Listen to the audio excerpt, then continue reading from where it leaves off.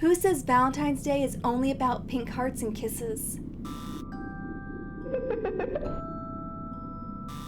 Secret admirer.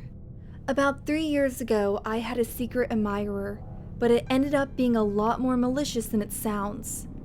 I had just gone through a pretty bad breakup a few weeks before and was feeling pretty lousy. The last thing I wanted to do was to look at all the pink heart decorations and DIY date ideas on Facebook. A few weeks before Valentine's Day, I get to work to find a bouquet of roses sitting on my desk. Assuming someone must have delivered them to the wrong cubicle, I checked the card right away. I was perplexed. All it said was, "Know that I'm always thinking about you." There was no further identification on the roses. I couldn't even find the company they were sent from to call and ask about the sender. So I took it for what it was, a cute gesture probably by a friend or family member to make me feel better. And it did. The next day, I arrived to work to a similar scene, but this time, it was a box of strawberries. Not assuming that they were delivered by mistake this time, I checked the card for a sender's name. The card read, "Know that you're special to me." Again, no name was given. That didn't really seem like something a friend would say though. For the first time in my life, I thought I had a secret admirer. I'm not going to lie, I found the idea very cute. A few people in the office began to ask me questions, and we soon began to speculate who it could be. We all agreed it had to have been someone that worked with us, since there wasn't a delivery company logo on either gift. The next day, I walked into work half anticipating a new surprise, and sure enough, there was a tiny box waiting for me. Inside was a pair of earrings I had said I wanted a few months ago, and written on the card was, "Know that I love you more than anyone else could." My secret admirer didn't feel so secret now. It had to have been my ex-boyfriend. He was the only one I had ever mentioned the earrings to. I went through the day with mixed emotions. I thought the gifts were sweet, but I didn't like that they were out of the blue. We hadn't spoken since we broke up, and this felt like an odd way to ask for a reconciliation. I texted him asking to talk later after work. I got a response, but it wasn't one I was expecting. He replied back, "Sure, about what?" I didn't know what to make about that. Was he trying to play coy? I was swamped with the day's tasks, so I quickly replied back, "Us," and to meet at my place around 7. After work, I got home and prepared dinner for me and him. I figured since he had done so many romantic gestures, tonight was my turn. We had a nice time, talking about what went wrong in our relationship and how we would change now that we've had some time to think apart. After we expressed we both wanted to be in a relationship again, he asked what inspired me to reach out to him like that. Confused and taken off guard, I told him it was the thoughtful gifts he had been surprising me with. He had no clue what I was talking about.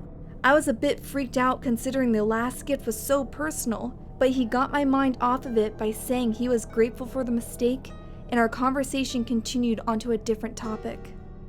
The next day, I found a Valentine's Day card on my desk. Inside, written in hasty handwriting, "Know that I'm always watching you." That freaked me out. I was too afraid to tell anyone since I felt like the person must have been in the office. So I played it cool until my lunch break when I decided to leave. I had every intention of going to the police now with this threat. When I got in my car, there was a white box placed on my passenger seat. I nearly had a heart attack when I saw it, whipping around to check my back seat for someone hiding. My relief was instant and fleeting. Trembling, I removed the lid. Inside was a DVD with the words, "Know that you're mine. Love always, your secret admirer." I went straight to the police station without touching it, hoping there might be some evidence left behind, but there wasn't any. When they played the DVD, there were clips of me over a 5-year span, walking my dog, going to work, the grocery store, out on dates, and even in my own house. My secret admirer had been stalking me for years. The police had me and my boyfriend stay at a hotel with them on guard while they tried to track the stalker down. They said they had a lead on a temp worker the office had hired recently, as he hadn't shown up for work since.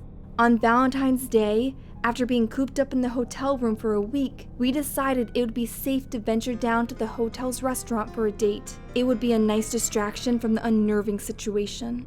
The place was pretty crowded and the tables were pushed together to make room for more. Being in a room with so many people actually felt comforting at first. About halfway through the dinner, my boyfriend left to get something from our room. He said it was a little gift he managed to get from the gift shop while I was showering. I instantly felt vulnerable being alone at the table. The room full of people meant that the stalker could be anywhere. After a while, it grew to be too much, so I waved the waiter down so that I could get the bill and return to the room as fast as possible. She arrived minutes later with the check in a small cloth pouch. I nervously asked what was inside, and she told me a man just gave it to her to pass on to me. She said she wasn't sure if it was the guy I was with. Opening the pouch, a bundle of crumpled up tissue came out with an accompanying note, "For you, my Valentine." A speck of red began to seep into the white tissue. I unwrapped it and let out a horrified scream. Inside was a severed ring finger. After locking down the hotel to investigate, they found my boyfriend's body in the bathroom off the lobby. The finger belonged to him.